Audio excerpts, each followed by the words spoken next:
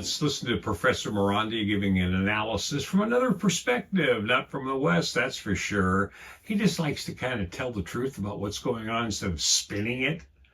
And you remember, why are our aircraft carriers and our military over there? Oh, they're backing the Greater Israel Project so they can steal all the resources and expand a Greater Israel. Oh, okay, I'm just reflecting on the reality check that you don't hear on the news. Let's hear from Professor Morandi. He's really a nice man, big heart. Says if the United States can determine if Iran is a great nation or not, just shows the mentality of U.S. elite, or an implicit threat to attack Iran. You can see in his words, this is the mentality of the United States. And of course, Witkoff is a Zionist Jew. And if you watch the rest of the interview, I didn't watch the whole interview, but I watched parts of it.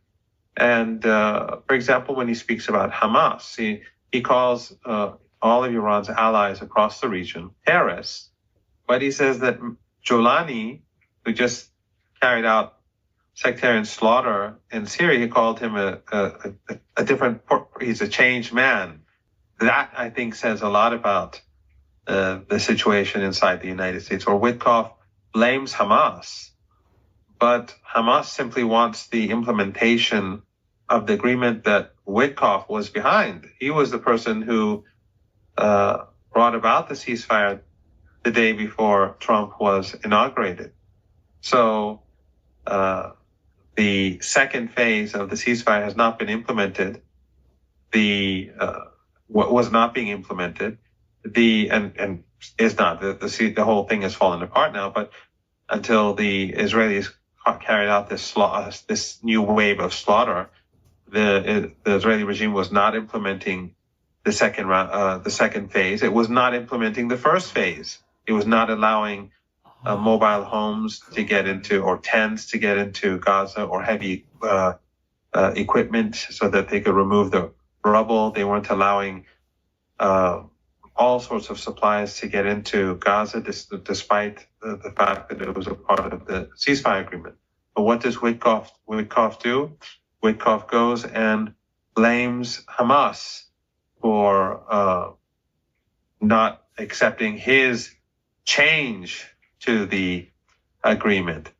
So the United States, which is a part of this genocide, which is carrying out this genocide, is not an honest broker, and it cannot pretend to be.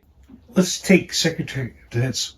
How is it that we can have these young men who are truly not seasoned in how to make America great again, having them judge these people, and the expediency, they just have to move fast because they just want to accomplish their boss's agenda, and their boss is Netanyahu. They're all Zionists, folks. And Zionism is destroying America, and it can destroy the world very easily if Netanyahu continues, which he's doing right now, and then the reaction that comes from everyone surrounding the Zionist state.